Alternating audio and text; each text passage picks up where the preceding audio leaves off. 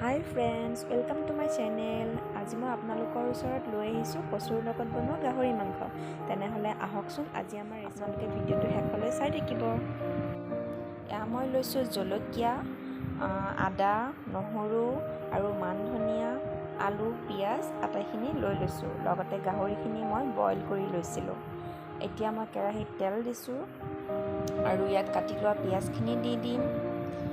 পিঁয়াজখিনি অকণমান ভাজি ল'ম।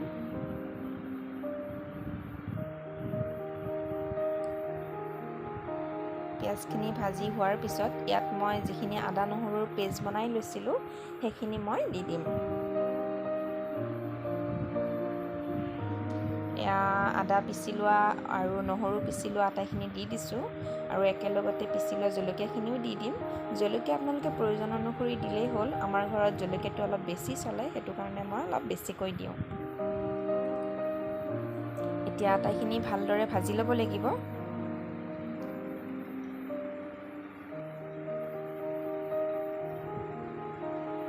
মছলাখিনি ভালদৰে ভাজি ল'লে গোন্ধটো খুব ধুনীয়া ওলায়। আপোনালোকে এনেদৰে গাহৰি মাংস কচুৰে বনাই খাইছে নাই মই নাজানো। যদি খোৱা নাই এবাৰ বনাই খাই চাবচোন। এতিয়া মই গাহৰিখিনি দি দিম। গাহৰি মাংসখিনি আগতে বইল কৰি ল'লে স্বাস্থ্যৰ কাৰণে খুব ভাল হয়। এনেদৰে অকণমান ভাজি ল'ম। এতিয়া মই ইয়াত দিম নিমখ প্ৰয়োজন অনুসৰি দিব আৰু দিম এচামুচ হালধি। এতিয়া আকৌ আটাইখিনি ভালদৰে ভাজি ল'ম।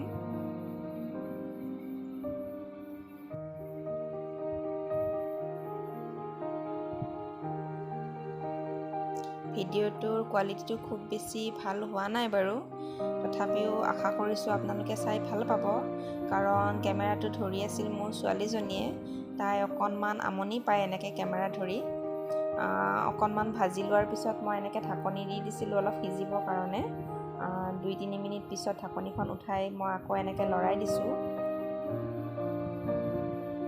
এতিয়া মই ইয়াত দিছোঁ ধনিয়া গুড়ি এচামুচ আৰু লগতে দিম এচামুচ জালুকৰ গুড়ি।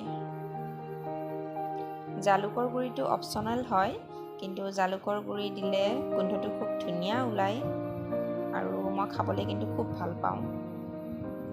এনেকৈ আটাইখিনি ভালদৰে ভাজি হোৱাৰ পিছত ইয়াত আমি কাটি লোৱা কচুখিনি দি দিব লাগিব।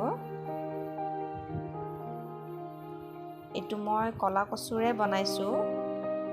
ক'লা কচুটো খুব ভিটামিন থকা বুলি জানো, গতিকে সেইটো কাৰণে ক'লা কচুৰেই বনালোঁ।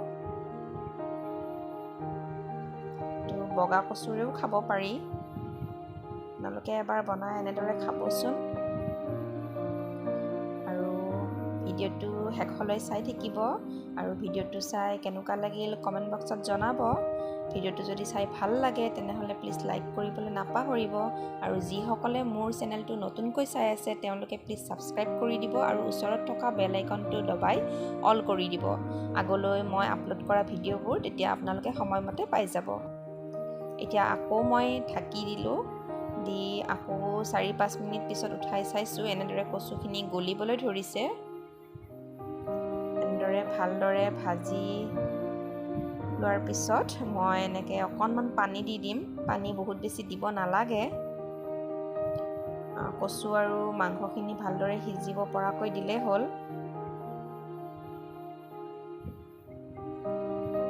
আপোনালোকেও এনেদৰে প্ৰয়োজন অনুসৰি পানী দি ল'ব। এতিয়া পানীখিনি অলপ শুজ যোৱালৈকে মই আকৌ এনেদৰে ভাজিম।